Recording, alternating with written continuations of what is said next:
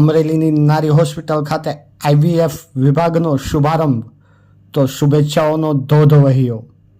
અમરેલી શહેરના માણેકપરા વિસ્તારમાં આવેલ નારી હોસ્પિટલ કે જે છેલ્લા 8 વર્ષથી કાર્યરત હોય અને અમરેલી જિલ્લાની જનતાનો ડૉક્ટર ચિરાગ કુબાવત નારી હોસ્પિટલને અપાર પ્રેમ અને સાથ સહકાર રહ્યો હોય, ત્યારે આજે આ જ હોસ્પિટલમાં ઉત્તમ સુવિધાઓ, આધુનિક મશીનો, નવા જ રંગરૂપમાં હવે નિસંતાન દંપતીઓ માટે આઈવીએફ વિભાગનો શુભારંભ કરવામાં આવ્યો હતો.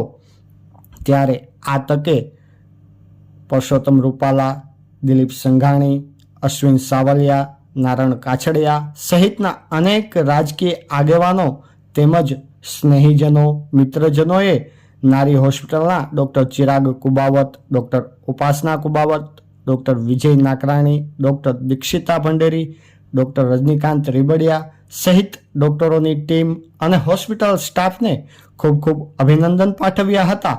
Bureau report, Gaurang Sodha, news for Kathiawad, Amreli. બધા જે મહેમાનોનો અમરેલી જિલ્લાનો જે નારી હોસ્પિટલને પ્રેમ મેળો છે, બધા નારી હોસ્પિટલ અને અમારી ટીમ ખૂબ ખૂબ આભારી છે જિલ્લાનો. અને બસ અમારા આ દિવસને આપ સૌ આવ્યા માણવા, અમને યાદી આપવા આવ્યા, ખૂબ ખૂબ અભિનંદન આપ બધાનો પણ. અને બસ નારી હોસ્પિટલ આપણા અમરેલી જિલ્લાની સેવામાં હંમેશા તત્પર રહેશે. હું ડૉક્ટર ખ્યાતિ, ચીફ મેડિકલ ઓફિસર અને એમ્બ્રિયોલોજીસ્ટ, નારી હોસ્પિટલ અને આઈવીએફ સેન્ટર. Thank you. નમસ્તે અમરેલી. હું doctor Chirag Kubavat, infertility specialist અને ગાયનેકોલોજિસ્ટ, નારી હોસ્પિટલ અને આઈવીએફ સેન્ટર. અમે છેલ્લા 7-8 વર્ષથી આ અમરેલીની જાહેર જનતાને ગાયનેક અને પીડિયાટ્રિક સુવિધાઓ પૂરી પાડતા હતા અને એમાં અમને અમરેલીની જનતાનો ખૂબ સારો પ્રતિસાદ મળ્યો અને ખૂબ પ્રેમ મળ્યો. હવે અમે અમારી સુવિધાઓમાં વધારો કરી અને ઇન્ફર્ટિલિટી એટલે કે વંધ્યત્વ માટે આઈવીએફ સેન્ટરની શરૂઆત કરવા જઈ રહ્યા છીએ.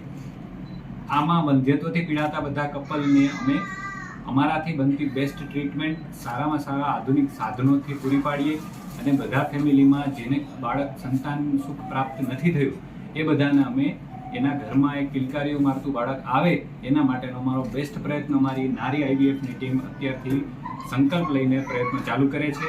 તો આમાં અમારે અમરેલીની જનતાના આશીર્વાદ અને સહકારની જરૂર છે.